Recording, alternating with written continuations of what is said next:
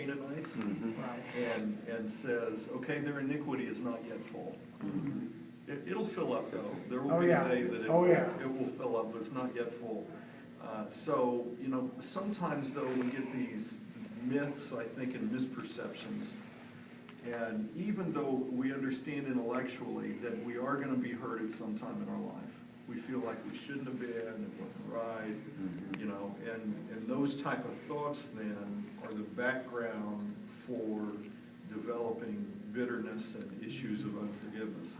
So now the kind of the base passage that we're looking at is Matthew 18. I guess what I'd call the prior question that we need to answer, maybe it's still in that right-hand column there, is number one, how do we sometimes respond to those who hurt us, especially if they intended to hurt us? So give me some ideas. How do we sometimes respond? You know, maybe not you, but somebody you know responded to somebody that hurt them intentionally. Yeah. I have a Avoid it. tendency of ignoring them. Yeah, avoid them, Right. avoid them. Okay, so avoid them. Maybe sometimes stonewall them and just, I don't want to see you, I don't want to talk to you, talk to the hand, because Well, sometimes my spirit don't understand. I'll try to, get a response from, well, why are you doing this? Why are you so uptight with me right now? What's Yeah, really going yeah. on? That's, I So want to try know. to talk it out. Hey, we got a problem, let's work on it. Yeah, so that's a good response, but that's But probably not a mostly, typical response. it's kind of like Arnold says, the normal response would be put up the walls Yeah, and flee. so here in Matthew 18, verses, somebody who has Matthew 18 open, read verses 23 to 27. Says, therefore is the kingdom of heaven likened unto a certain king which would take account of his servants. And when he had begun to reckon, one brought unto him, which owed him 10,000 talents, but for so much as not to pay, his Lord commanded him to be sold, and his wife and children, and all that he had, and payment to be made. And the servants therefore fell down and worshipped him, saying, Lord, have patience with me, and I will pay their all. And then the Lord of that servant was moved and had with compassion and loosed him and forgave him that debt. And did you say down to 29? No, that's good, just down to 27. Okay.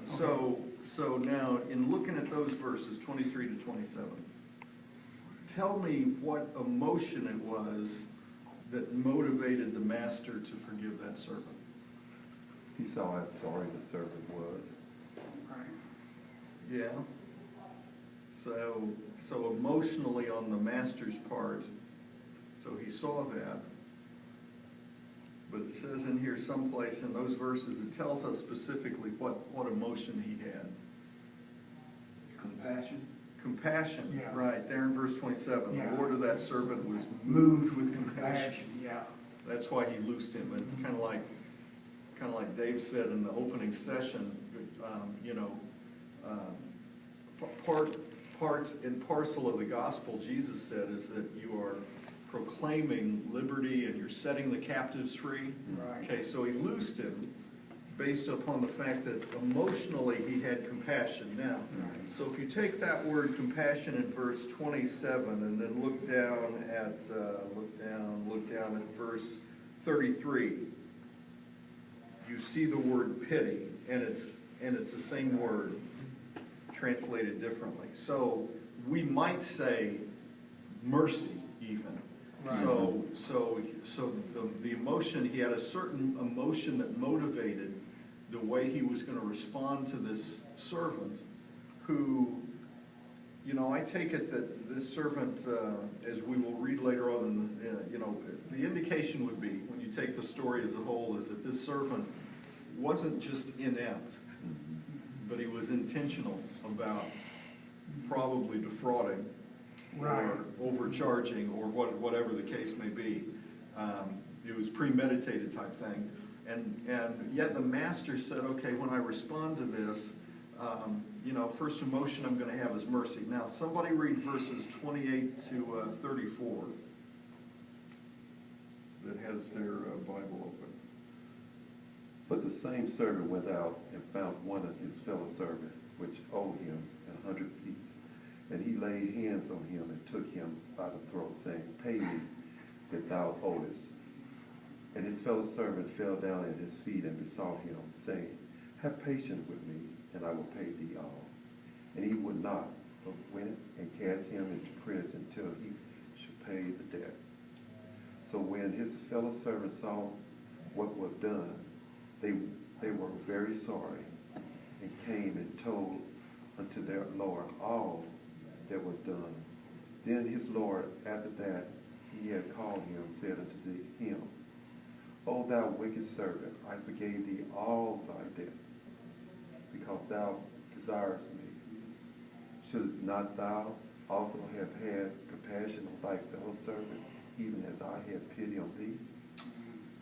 So now, out of those verses, pick one that you would think is maybe the key verse for this whole parable that Jesus is telling.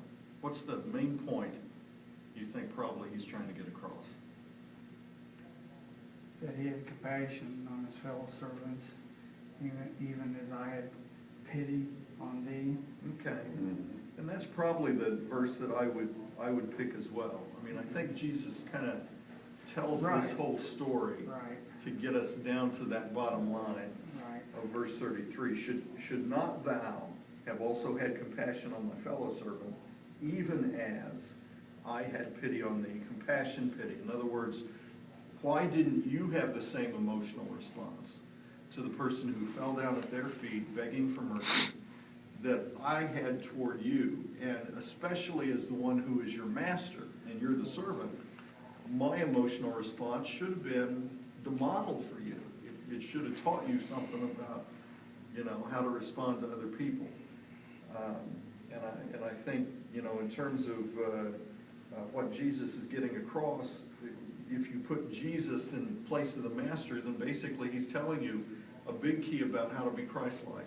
right. How can we get Christ-likeness? So, one of the things that I would point out, kind of the thesis probably for this breakout session, is at the top left-hand corner of that first page, where it says "think."